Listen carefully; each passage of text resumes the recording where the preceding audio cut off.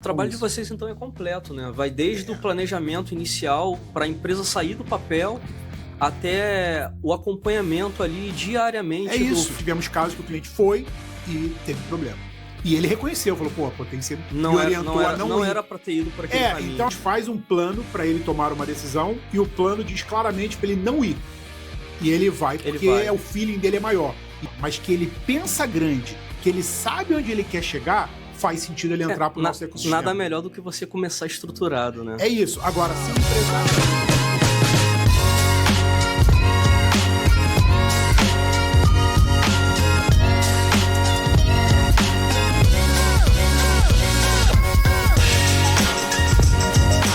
Olá, pessoal! E hoje nós estamos em mais um episódio da Num Só Lugar. E hoje o assunto é financeiro. E eu estou com um cara aqui que é craque no assunto. Alessandro Chilome, CEO da Potência. Tudo bem, Alessandro? Tudo bom, meu irmão Lucas? Obrigado pela participação. É um prazer. Alessandro, esse tema é um tema que os empresários eles costumam não se preocupar muito. Eles acabam deixando de lado. E para trazer ao esclarecimento para o nosso público, o que é o diretor financeiro por assinatura? Lucas, primeiramente, obrigado aí pelo convite. É um privilégio estar aqui com vocês. Uma empresa que eu tanto admiro e já conheço faz bastante tempo. Muito obrigado. O que é o diretor financeiro por assinatura? Eu fui diretor financeiro em algumas empresas de grande porte. Meu sócio foi head da área de controladoria e planejamento financeiro de diversas empresas.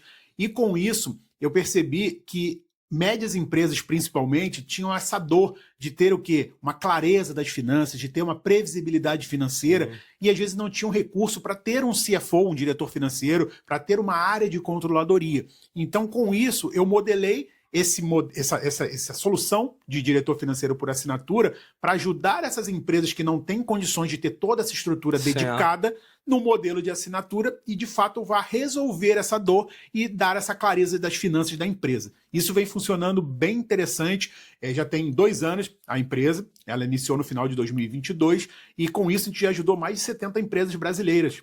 Então, é exatamente isso. E aí eu inicio com uma frase de reflexão que prevenir é melhor que remediar. É muito melhor. Infelizmente, muitos empresários esperam aquela dor estourar, para aquela dor de cabeça que aconteceu, para tentar chamar uma ajuda. Mas o ideal é o quê? Contratar antes para já estruturar uma gestão financeira estratégica e efetiva para que não chegue nessa dor. E hoje vocês trabalham desde a pequena empresa, a grande empresa ou pequena e média? Qual é o porte da empresa? Qual a empresa que se beneficia do trabalho de vocês? Então, o público-alvo, onde a gente percebe que tem maior valor agregado para ambas as partes, são empresas de médio porte, de todo o Brasil. O que é empresa de médio porte? É uma empresa que fatura a partir de R$300 mil por mês. Certo. Esse é o foco. Por quê? É uma empresa que já tem muito volume de dados financeiros e precisa de mais disso, porque o risco dela ter um problema grave, se ela não tiver uma boa gestão financeira, começa a ser muito grande. Sim. Mas nós também temos empresários menores.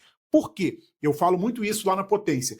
O empresário que hoje é menor, mas que ele pensa grande, que ele sabe onde ele quer chegar, faz sentido ele entrar para o nosso ecossistema. Nada melhor do que você começar estruturado, né? É isso. Agora, se o empresário ele é pequeno e ele tá bom assim, ele não quer crescer, ele tá bom assim pequeno, não faz sentido ele vir para a gente, porque a gente vai provocá-lo com ferramentas, com conteúdo, com transferência de conhecimento para ele crescer. Então, se o cara quer crescer, faz sentido ele entrar para o nosso ecossistema da Potência, mesmo ele sendo pequeno. Mas ele tem que ter isso como driver, né? Poxa, eu quero desenvolver, eu quero ir para o próximo nível, então eu quero começar com uma gestão financeira já bem desenhada. E que dificuldade pode causar para uma empresa não ter esse controle financeiro?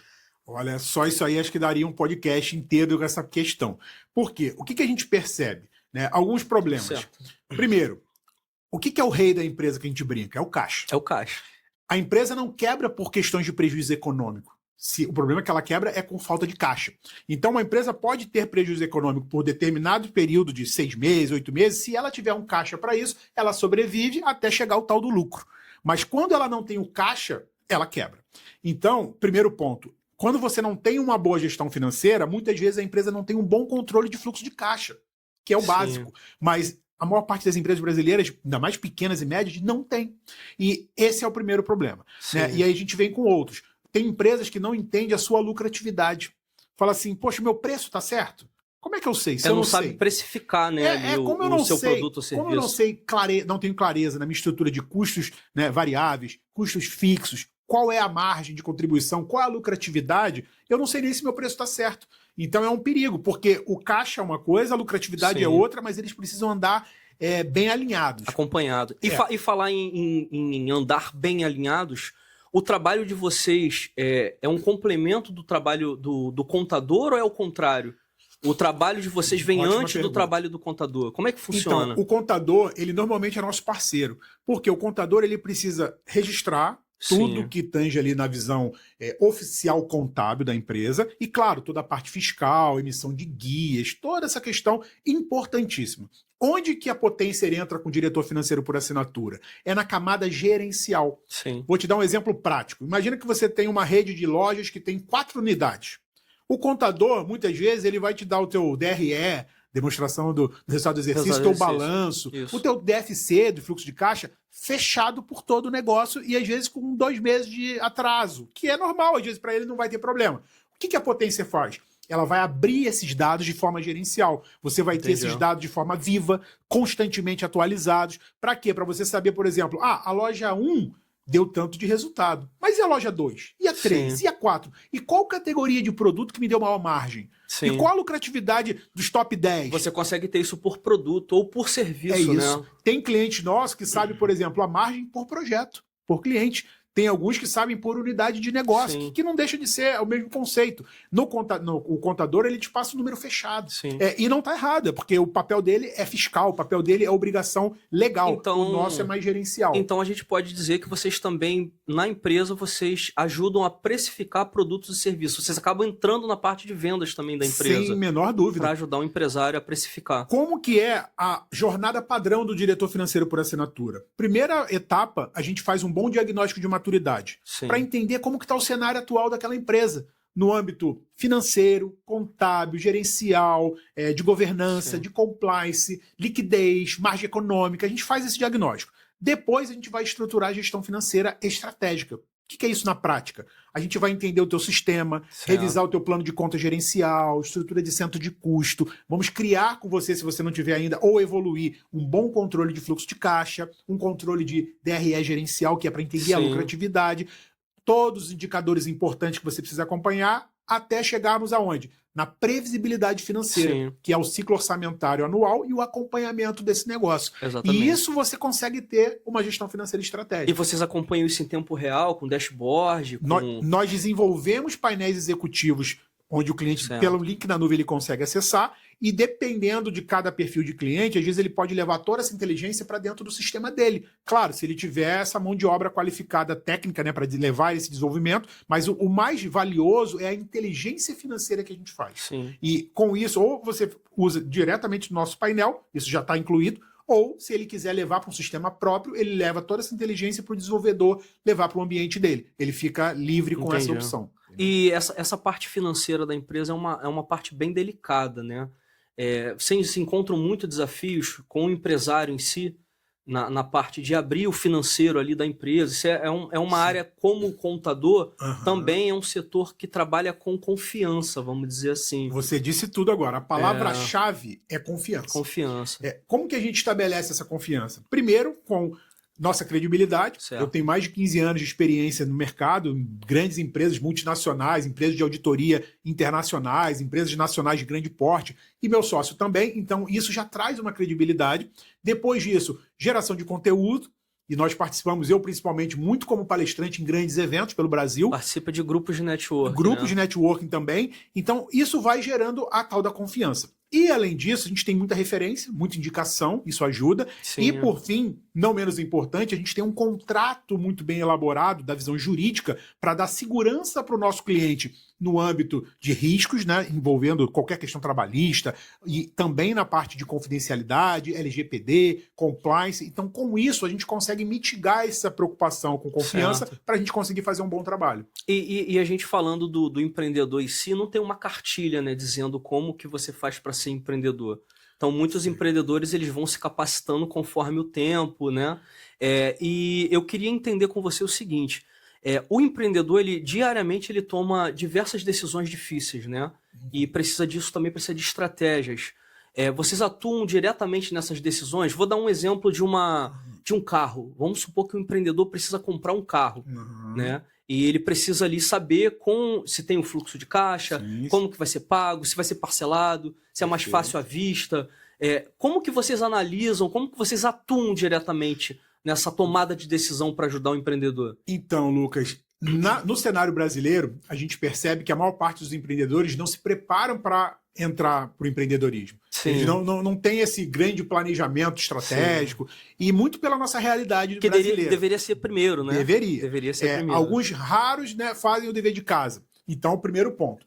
Segundo, o que a gente faz? A gente tem um grupo de comunicação direta com os nossos clientes, que eles podem pedir qualquer aconselhamento. Então, também dentro dessa assinatura, está o papel de um conselheiro estratégico. Bacana. A gente faz esse papel também. Então, isso é muito comum.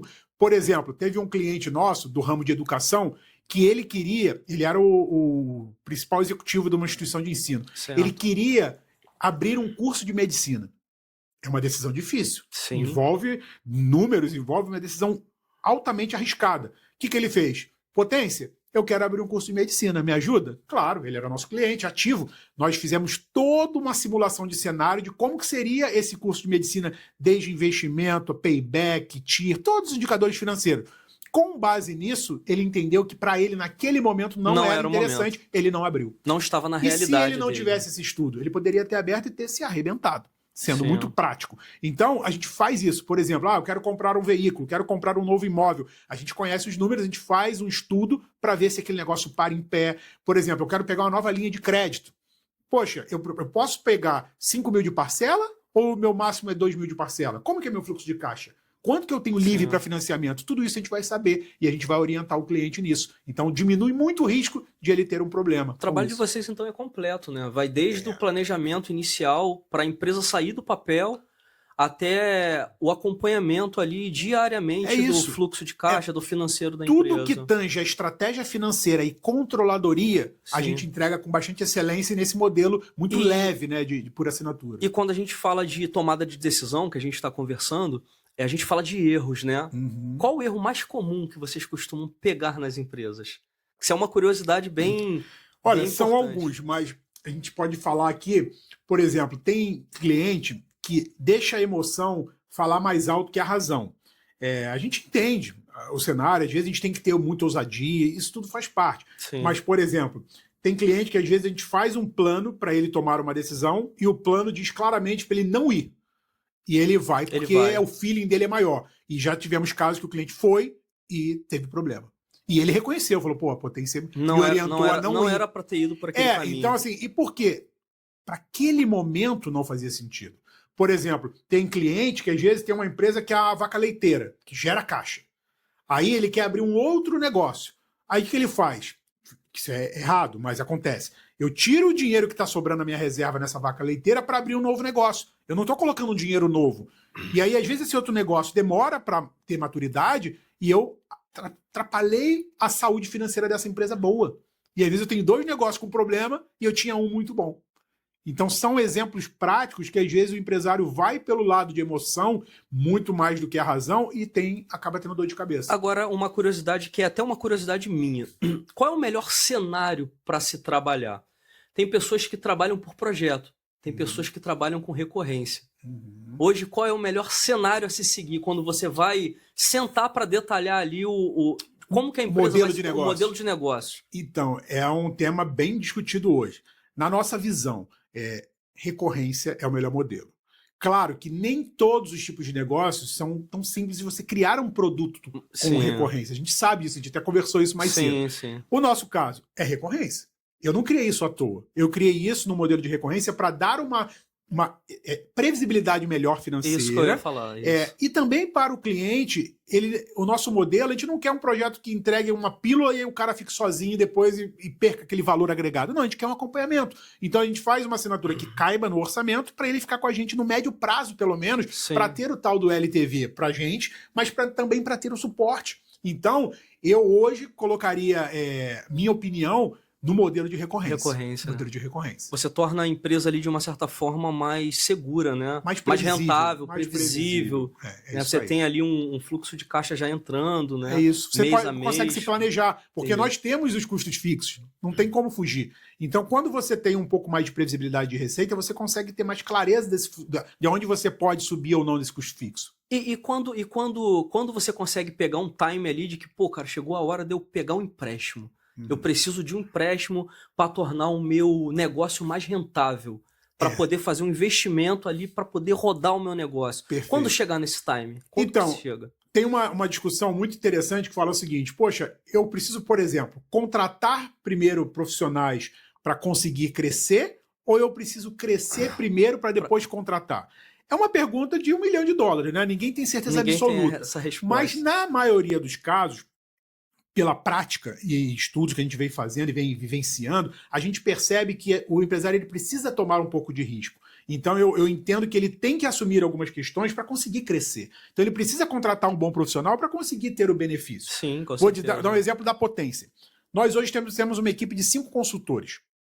Eu poderia dar conta, eu e meu sócio? Até poderia. Mas eu poderia crescer assim? Não. Seria um gargalo. Pode. Então hoje eu tenho uma equipe qualificada que me ajuda na entrega, mesmo eu perdendo um pouco da minha margem. Conforme fosse entrando os clientes, isso se tornaria um gargalo para você. É isso, exato. Então eu tenho que tomar alguns riscos, por mais que eu tenha um desembolso financeiro, para preparar a minha empresa para o crescimento. É o que eu vejo. Então, né, voltando à sua pergunta, eu acho que quando você testa o teu modelo de negócio e ele faz sentido, ele para em pé, e você começa a testar os teus canais de aquisição de clientes, e ele começa a saber, poxa, se eu coloco R$1.000, eu estou trazendo de fato um cliente. Eu comecei a ter números, métricas. Sim. Aí eu acho que está no momento de eu trazer um crédito. Ou um investidor, ou um crédito. Claro que com um bom plano. Porque quando você testou os drivers, eles estão funcionando, você já aprendeu a lógica do negócio. Aí é colocar grana para aquela máquina crescer. É o que a gente percebe. Agora, uma coisa bem interessante também que envolve a parte de finanças, né? Quando você fala de uma empresa, o pessoal às vezes pensa que só a parte de venda que faz entrar dinheiro para a empresa. Quando, na verdade, todo funcionário ali ele gera também dinheiro para a empresa. Uma vez que um funcionário deixa de... um técnico, vamos botar aí uma parte técnica que tem que fazer uma visita num cliente, que ele evita essa visita, ele está economizando para a empresa. Sim. Um estoque, uma pessoa de estoque que compra de uma forma assertiva, ele está fazendo o dinheiro entrar para a empresa.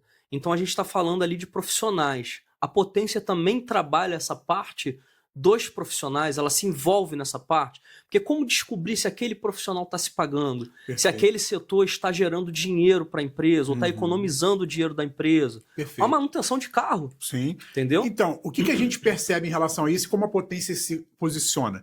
A gente estrutura o teu sistema de gestão financeira com o próprio centro de custo, que muitas vezes diz como que cada área está custando e, claro, você começa a apurar qual o retorno que cada área traz. Se está se pagando Por exemplo, então, cada área, cada profissional tem que ter ROI, que é o retorno do investimento. Senão não faz sentido, tem que rever. E muitas vezes uma área de gestão, uma área financeira, por aí vai, de controladoria, ela se paga às vezes porque não só, no caso não é aumento de receita, mas às vezes a redução de custos desnecessários. Né? Já vivenciei em companhias de médio e grande porte que às vezes a gente trazia 300 mil de economia no ano. Quanto que vale isso? Pagam muitos profissionais, só com gestão de custo que a gente entrega. Então, o que a gente percebe? A gente fala muito que a gente acredita que são 3 pilares para ter o sucesso de um negócio. E aí eu já aproveito para falar para o público, se quiser participar, se quiser comentar, pensa em 3 pilares.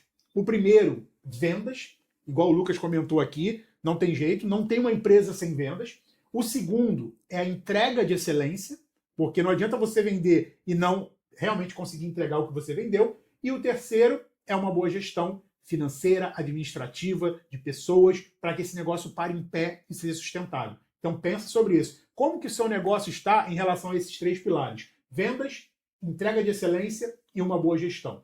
E aí, voltando, Lucas, com esses 3 pilares, acho que a gente consegue dar uma segurança muito maior para garantir esse sucesso do empresário. Né? Sim. Acho que a gente tenta fazer sempre com esse foco para facilitar. Já que você está falando para o nosso público, Dê alguma dica para aquele empreendedor que está pensando em iniciar aí um seu negócio, como iniciar, o que fazer para iniciar. Claro, e faça seu jabá também, né? Que a potência está aí para isso. Vamos lá, empreendedor, ou quem está pensando. Acontece muito de pessoas que estão ainda como CLT, só que estão cansados, querem viver como empreendedor. Eu acho isso ótimo, mas tem que fazer o dever de casa para não ser frustrado.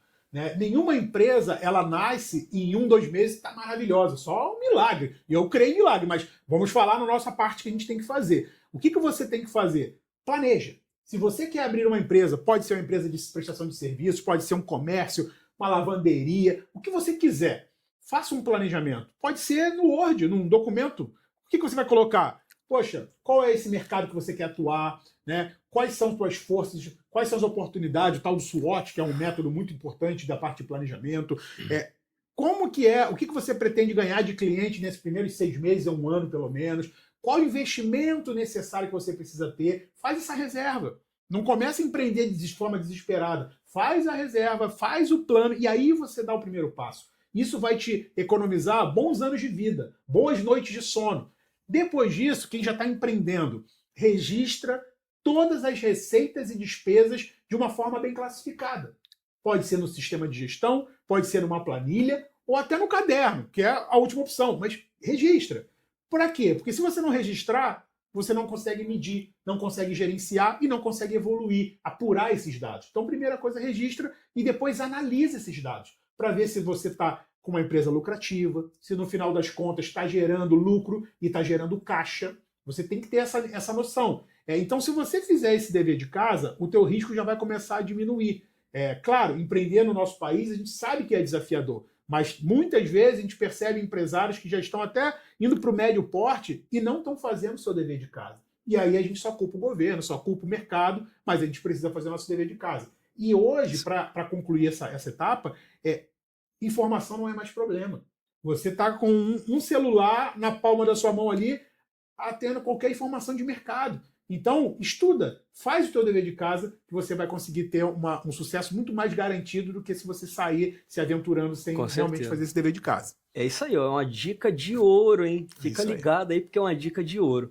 E você falou a respeito de planilha, tem muitas empresas ainda que trabalham com planilhas? Sim, tem muitas. E Lucas, se a empresa estiver ainda no tamanho de pequeno porte, a planilha não é o problema. Certo. Hoje está na nuvem, tem backup, então dificilmente você vai perder dados. Não vai ser. Agora, é claro, quando a empresa começa a ir para médio porte, o ideal é que ela vá para o sistema por outras garantias de segurança e de usabilidade. Mas o maior problema não é a planilha. O maior problema é a falta de disciplina, onde o empresário não registra o que tem que registrar. E vou adicionar uma questão crítica, e aí vale para você tomar nota. Não misture as tuas contas da pessoa física com a pessoa jurídica. Esse é um problema muito comum. Isso é um erro fatal. Né? Muito comum.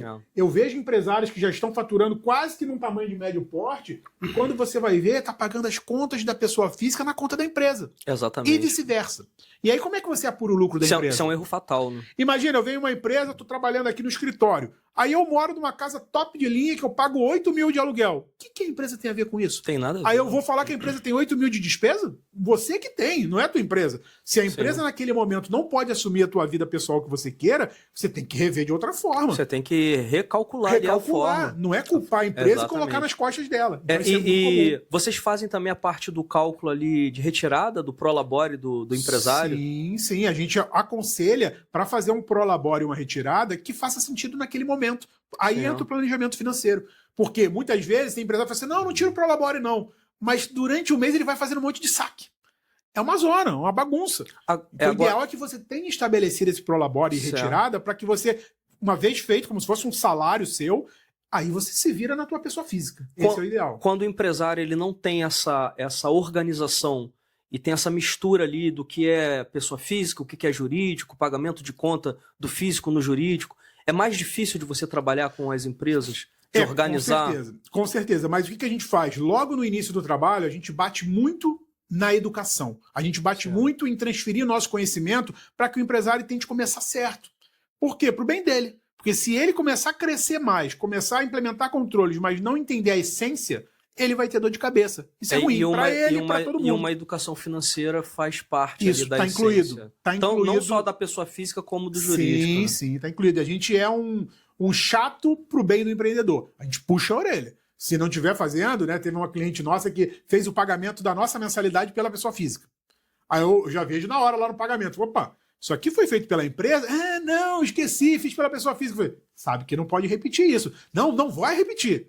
Então eu sou chato. Pro bem do próprio empresário. Pro bem do empresário. Pro bem do empresário. Porque senão pode ter problema de apuração de lucro, pode ter problema Sim. com a Receita Federal, pode ter problema de fluxo de caixa e por uma questão de educação financeira. E você acaba prejudicando aquilo que está ali gerando dinheiro, Isso, né? exato. Você acaba meio que sufocando ali a empresa por pagar suas contas na pessoa jurídica. E aí, como eu falei pro pessoal de casa aqui do planejamento, muitas vezes o empresário começou a empresa e ele tem um custo de vida de 20 mil reais. Aí ele quer tirar 20 mil na empresa. Mas a empresa começou. Começou agora. Se ele fosse pagar um profissional para fazer o que ele faz, ele pagaria 5. E ele, para ele, quer 20. E pegando esse gancho, você acaba trabalhando na parte psicológica também. Emocional. De doutrinar no emocional do empresário ali, para ele Eu brinco que a gente é quase um psicólogo também. Assim, né? Que os psicólogos me desculpem, mas a gente já recebeu vários clientes com desabafo, com choro, e a gente faz esse papel também com muita cautela, com muito cuidado, né? Então a gente tenta dar esse suporte sempre com a visão técnica, mas a gente escuta preocupações pessoais, emocionais. Porque quando você tem uma empresa com endividamento desordenado, não tem como você desassociar que você vai ter uma noite ruim de sono, que você vai ter um convívio ruim com a tua esposa, com teu esposo, com teus filhos. Então a gente não é IA, a gente usa IA, mas a gente é humano. Então a gente tá ali para escutar essa dor e, claro, tecnicamente fazer o que tem que fazer para resolvê-la. Mas o empreendedor, ele precisa de um acolhimento, porque muitas vezes ele não tá nem conseguindo dormir. E por um problema de falta de educação financeira. Falta de educação financeira, gestão, né? É muito comum. Tem até um ditado que fala que quem não controla não gerencia, né? Se você não está controlando, o que não você acaba... apurado, ele não pode ser gerenciado e não pode ser melhorado. É exatamente isso. Exatamente. Né? E vocês, não precisa falar nome, tá? Mas vocês já pegaram algum case de sucesso de vocês que estava, vamos dizer assim, o termo já bem, estava na lona e vocês conseguiram subir com essa empresa, fazer um bom planejamento para a empresa poder ela se reestruturar e ter aquele fôlego financeiro? Olha, Lucas, é muito comum. Porque a gente nunca promete que a gente vai aumentar a receita e nem que vai aumentar lucro, por mais que consequentemente, na maior parte das vezes, aumenta. Mas a gente promete que a gente vai implementar uma gestão financeira estratégica. E com isso, só se o empreendedor não quiser. Porque, imagina, quando você expõe os números, você expõe os dados de forma muito clara e bem interpretadas, você só tem que tomar decisão. Se você não quiser evoluir... não faz sentido nem a gente continuar, porque a gente está falando. Você não quero tomar decisão nenhuma, a gente vai conversar de outra forma. Olha, tem certeza que faz sentido esse trabalho para você? Porque você não quer mudar. Agora, quem quer fazer o seu dever de casa, tem vários clientes de ramo da parte educacional, saúde, prestadores de serviço, startup. A evolução é muito clara. Porque eu sei o que está acontecendo com o meu fluxo de caixa, eu tenho o meu planejamento no mínimo anual, eu tenho o acompanhamento da minha lucratividade, eu sei onde alocar recursos, porque eu sei onde está me trazendo mais margem.